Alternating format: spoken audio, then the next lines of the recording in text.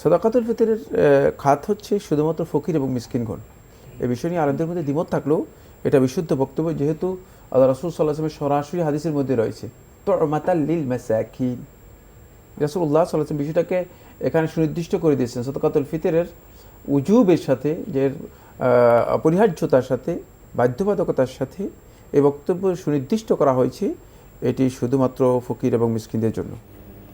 আসসালামু আলাইকুম। ওয়ালাইকুম আসসালাম। পরিচয় দিয়ে প্রশ্ন করুন। যে আমি নাজমুল হুদা বলছি পাবনার সাতিয়া থেকে। জি ভাইয়া বলুন।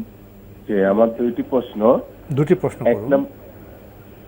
এক নম্বর প্রশ্ন, যে আমাদের সমাজে একটা হাদিস প্রচলিত আছে যে রমজান মাসে যদি কেউ নফল সালাত আদায় করে তাহলে সে একটা ফরজ সালাতের সওয়াব পাবে, আর যদি কেউ একটা ফরজ সালাত আদায় করে তাহলে সে ৭০টি ফরজ সালাত আদায়ের সওয়াব পাবে। এই হাদিসটি সহিহ কিনা?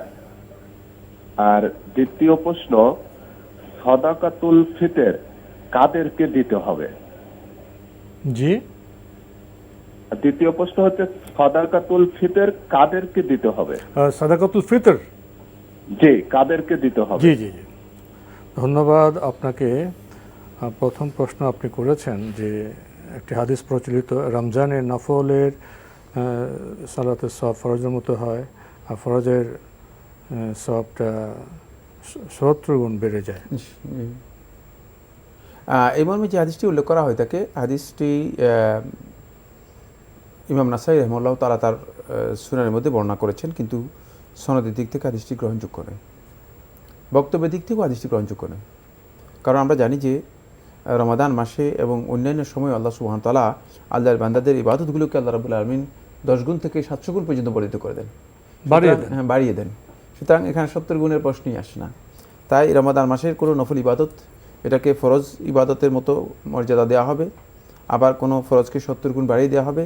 এটাকে যেই একটা সুনির্দিষ্ট সংখ্যার মধ্যে সীমাবদ্ধ করা হয়েছে, এই সীমাবদ্ধ করার বিষয়টি রাসূলুল্লাহ সাল্লাল্লাহু আলাইহি ওয়াসাল্লাম সহিহ হাদিস দ্বারা বোঝা যাচ্ছে না, বরং সহিহ হাদিসে বোঝা যাচ্ছে যে আল্লাহ তাআলা ৭০০ গুণ পর্যন্ত বাড়িয়ে দিবেন।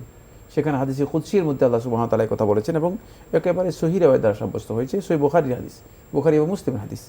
তাই এই হাদিসটি সনদের দিক থেকে যেমন দুর্বল, ঠিক বক্তব্য মূল যেই বিষয় রয়েছে বিষয়বস্তুর দিক থেকেও হাদিসটি গ্রহণযোগ্য নয়। আমাদের ভাই আরেকটি বিষয় জানতে চেয়েছেন, সাদাকাতুল ফিতর কাদেরকে দিতে পারবেন? সাদাকাতুল ফিতরের খাত হচ্ছে শুধুমাত্র ফকির এবং মিসকিনগণ।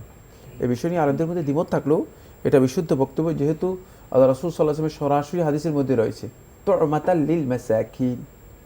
রাসূলুল্লাহ সাল্লাল্লাহু আলাইহি ওয়াসাল্লাম বিষয়টাকে এখানে সুনির্দিষ্ট করে দিয়েছেন সাদাকাতুল ফিতরের উজুবের সাথে, যে অপরিহার্যতার সাথে, বাধ্যবাধকতার সাথে এই বক্তব্য সুনির্দিষ্ট করা হয়েছে এটি শুধুমাত্র ফকির এবং মিসকিনদের জন্য।